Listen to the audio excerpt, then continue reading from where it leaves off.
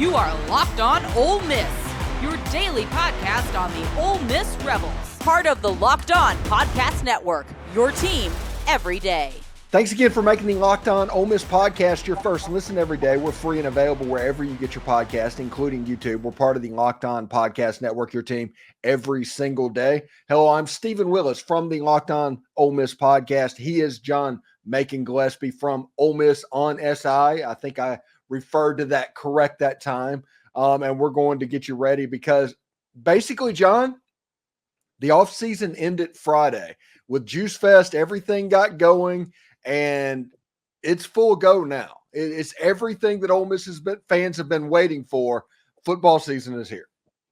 Yeah, it's a really exciting time. I think it's this time every year we really feel like we're kind of getting ramped back up a little bit. But I think in Ole Miss's case specifically, this summer, this off season, as things kind of head towards the fall officially, things are going to get really exciting, really picked up.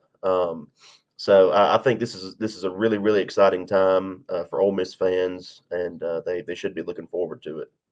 Yeah, the one thing that I think everybody is going to look forward to seeing, even though the job is Jaxson Dart's, even though it's his and it's undoubtedly his, I think everybody's going to be interested to see what he looks like in a year three, because nobody's really seen a year three Lane Kiffin quarterback. What does that look like? So I think everybody's at least going to be curious about what Jaxson Dart can be in a year three.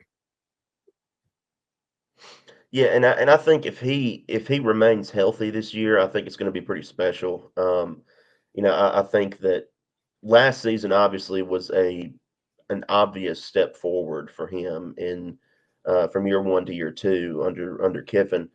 I think entering a year three where he is the unquestioned leader of this team and everybody is kind of uniting behind him as that leader. I think that's just going to elevate his play on the field even more, and what he's learned in this offensive system, I think is really going to show. Yeah, and I'm really impressed to see that and the backup quarterback competition, because now make no mistake, the Austin Simmons and Walker Howard thing, that is well underway for a competition. Who's going to be the 2025 quarterback? I think quarterbacks inadvertently one of the bigger stories in fall camp, but not for the reasons that it has been. Yeah. I mean, and anytime there's a quarterback storyline, people are going to be drawn to that, I think, just naturally, because, I mean, it is the face of the team position. It's really, it is interesting to watch during fall camp, kind of how that plays out between Howard and Simmons. Because I think they both have in their mind that they can be the guy next year once Dart is done, and those are going to be some pretty big shoes to fill. But I think they both feel like they can be that guy, and how they attack this fall camp will be important. Yeah, and a lot of interesting stuff that is happening in the news, even though everybody's getting ready for football season. There's a lot of ancillary stuff going around. The SEC is likely going to 9 conference games in the future. Now, it won't be in 2025, but probably 2026 on, they will. And you're seeing SEC teams kind of drop their games against Power 5 opponents. That's the game that they're switching out. In this new House settlement where 105 scholarships are now going to be able to be given by whoever wants to give them, that gives the SEC teams, the Big Ten teams, a huge advantage. So with 9 conference game, isn't it just not sporting? Isn't it unfair that games like Furman and those are still being played? Yeah, I mean, I think so, probably. I think that those games have had a place. In a sense, I mean, I've seen them as I mean, occasionally, very occasionally, you get an upset, but I think that those games had somewhat of a place in just the grander scope of Division I football. But that's not the way that we're trending now. Obviously, they don't really serve a purpose unless you wanted a win for bowl eligibility purposes. I mean, I don't really see that being a thing. Yeah, I mean it's I think we're heading to a location where those games are probably going to be things of the past. Yeah, and if you look at the games, everybody realizes that, hey, they play those bye games. They even call them bye games to where you just and they call them rental wins. It's like $1 million, come to our house, take a beat down, and go on about your business. And they take that $1 million and they fund their athletic department. That's basically how the trickle down economics of college sports work. Well, you have a situation to where, if you're still worried about that money disappearing, play the FCS team at the end of spring training, at the end of spring practice. Have them come to your school, pay them the $500,000 to $1 million. But in the fall, when it's just meaningful, and in week 13 or something like that, Chattanooga is having to go to Bryant-Denny Stadium the week before the playoffs. That's not a benefit for anybody except funding the athletic department. So I think spring games against FCS teams should happen. I have long thought that was the answer to this, was having them come in. I mean, I know this isn't exactly the same model, but high schools do it, right? I mean, they do spring games against other schools. I mean, that's just kind of how it's always been. Why not use that at the Division I level, and you can, replace that regular season game that, like you said, doesn't really benefit anybody, especially not the Chattanoogas of the world, except from a financial perspective. And they can still get their money. They can still fund the athletic department, but you have the fall where we're actually focused on things that matter. I think that's right.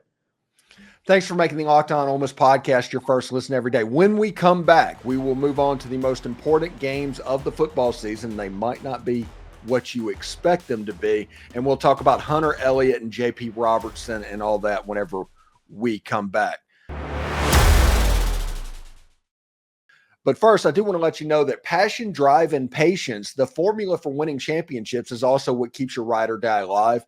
eBay Motors has everything you need to maintain your vehicle and level it up to peak performance. Superchargers, roof racks, exhaust kits, LED headlights, and more. Whether you're into speed, power, or style, eBay Motors has got you covered. And with over 122 million parts for your number one ride or die, you'll always find exactly what you're looking for. And with eBay's Guaranteed Fit, your part is guaranteed to fit your ride every time or your money back, because with eBay Motors, you're burning rubber, not cash. With all the parts you need at the prices you want, it's easy to make your car the MVP and bring home huge wins. So keep your ride or die alive at ebaymotors.com. Eligible items only. Exclusions apply. eBay's Guaranteed Fit is only available to U.S. customers. I love sports. I love them so much I never want them to stop. But as the playoffs wind down, we get fewer and fewer games, and the sports just aren't sportsing the way we want them to. But FanDuel lets you keep the sports going whenever you want. All you have to do is open the app and dream up any bets anytime you are in the mood. Maybe you want to bet on Ole Miss and their over-under of wins at 9.5, or Jaxson Dart at plus 1,500 to win the Heisman Trophy. Now is the chance to do that. And this summer, FanDuel is hooking up all customers with a booster or bonus daily. That's right. There's something for everyone every day all summer long. So head on over to FanDuel.com and make the most out of your summer. FanDuel is the official sports betting partner of Major League Baseball. Are you watching Fox Sports or ESPN on your TV all day and you have to turn down the volume with all of that shouting? Make the switch to Locked On Sports Today. It's a free 24/7 sports streaming channel programmed for you each and every single day to bring you the biggest stories without all of that screaming. Locked On Sports Today brings you can't miss news, analysis, and opinions, all streaming 24/7 on YouTube or the free Amazon Fire TV channels app. It's part of the Locked On Podcast Network, your team every day. And also be on the lookout for 2 more 24/7 streaming channels to be launched in Locked On College Sports and Locked On NFL. So yes, yours truly is going to grace the screen whenever that happens. So, John, we talked about the schedule a little bit, and it got me thinking. I did a show earlier in the week about important games, just a segment on that. And I was really curious, what do you think the most important game on Ole Miss's schedule in 2024 is? To me, it's LSU. Honestly, I agreed with you on that LSU is definitely one of those. And the reason I say that is because I kind of see it the way that you do. In order for the Georgia game to be what it can be for Ole Miss, they have to come away with wins against LSU and Oklahoma in that scenario. But I think the road trip to Baton Rouge is so crucial in and of itself because I think Ole Miss is more talented than LSU on paper. I really do. I feel strongly about that heading into the season. Maybe I'll be proven wrong. I don't know. But it being in Baton Rouge can be a bit of an equalizer. Mhm. And so And a I night think game, how and Ole it will Miss be a night handles, game. yeah, and I think how Ole Miss handles that road trip and that night game is going to be really important for the season. If they lose the game, the season's not over just because of the way the playoff is formatted now and everything. But I do think that it's important just for the future of the season, essentially. I think that's a really big one.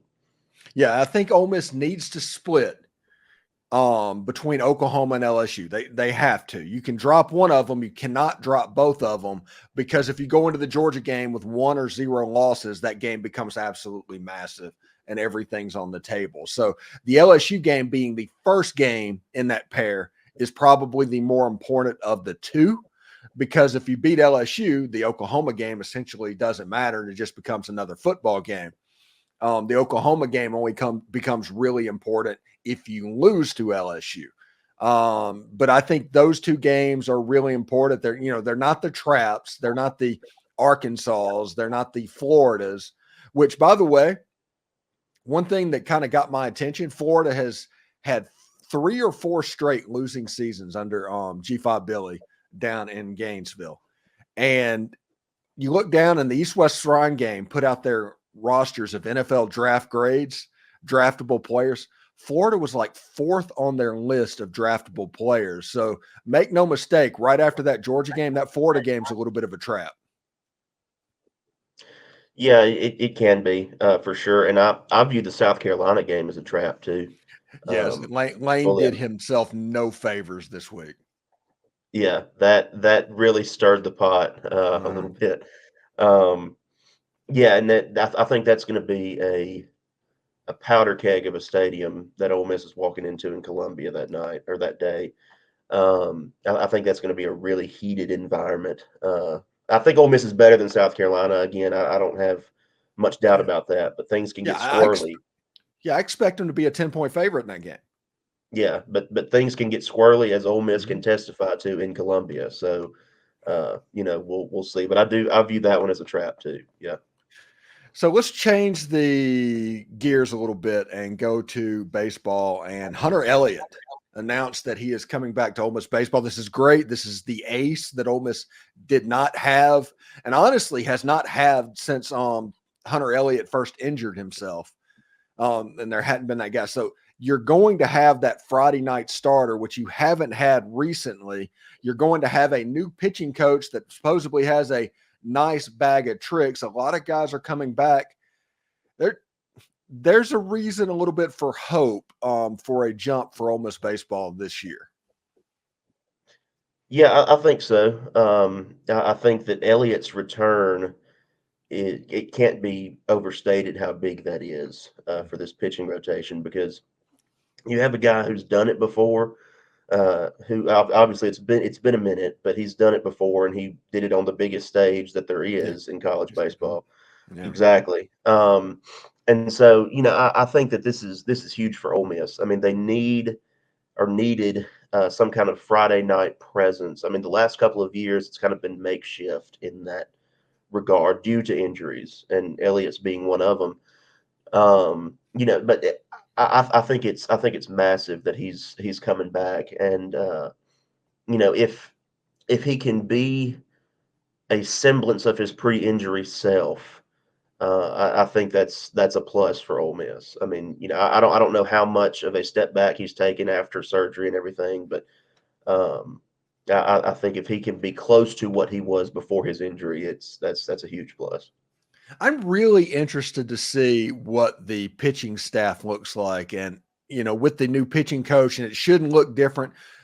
Games are going to be called differently with the new pitching coach. Mike Bianco is going to get to step away and kind of become the head man after 25 years. I think that could be very interesting because I want to see because with a left-handed pitcher, you could almost predict it. You were going to have the long curveball and you were going to have the fastball. And those were kind of going to be the two pitches in college baseball for a lefty. For a right-hander, he was going to throw really hard and he was going to have a hard slider. I mean, it was predictable. And when Ole Miss got 2 strikes on you, and when the count was 1-2, the catcher was going to set 2 feet up out off the plate, and they were going to throw a fastball that nobody ever swung at. It was predictable. I'm curious to see what it would look like this year. I am too.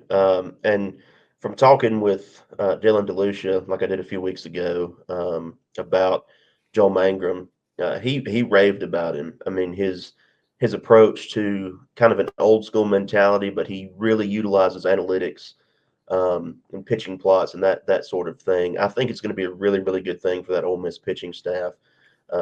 Just from my perspective, obviously a lot of it has to do with how players relate to him, but personally, I think it's a huge boost for that pitching staff that he's going to be on staff. And also on Ole Miss After Dark on my other channel, Derek Vandegrift was on there, interviewed J.P. Robertson, who the 2 little pieces of nuggets of information that he got in that interview was J.P. Robinson on his visit was told he would be given a chance to start coming to Ole Miss. And the other thing was that he's a 2-way player at Pearl River, but he's going to be pitcher only at Ole Miss. Yeah. And I think just based on the research I've done on him, I think that's a really good piece for Ole Miss too. Just by the way, but we'll see. That's a really good interview there for sure. Thanks again for making the Locked On Ole Miss podcast your first listen every day. We're free and available wherever you get your podcast, including YouTube. We're part of the Locked On Podcast Network, your team every day. Hey, just so everybody knows, you can still join the Locked On Ole Miss Insiders program to have information given to you via text. You'll get to hear from me and probably a good number of our guests that are on the Locked On Ole Miss channel. It's the easiest way to follow football, just like Ole Miss on SEC or on SI. They can do everything you need. Hopefully, we can provide a little bit of fun as well as we are interactive. But, John, what do you got going on this week other than being in Natchez, which is kind of cool? I'm jealous. Yeah, I head back to North Mississippi on Saturday. Obviously, we're getting ready for fall camp. We're doing schedule previews over the next few days. I think as we record this, I'm on week 4 or 5 today. I can't remember what week it is. But yeah, we're doing that, going through kind of a brief overview of what to expect from each opponent on Ole Miss's schedule. And then once fall camp hits, we're going to have analysis from that, from the practices, depending on what access we get. And obviously stories from quotes from Lane and players and things of that nature. So have you heard a date yet? Not officially, no. Okay. All right. So I've heard ballpark, but I have not heard an official date yet. They usually let us know like the day before. So yeah, Florida State started practice on Wednesday, and they are their game is a week before Ole Miss. So I'm assuming Wednesday or Thursday will be the first acclimation day. That's kind of what I feel like. But they a lot of times will let us know a day or two in advance. So that's kind of how it works. So you got to be in control. Control those mean old media people. Yeah, mm-hmm. Yeah. I got you. Anyway, John, thank you very much, buddy. We'll talk to you next week. All right. Thank you, Stephen.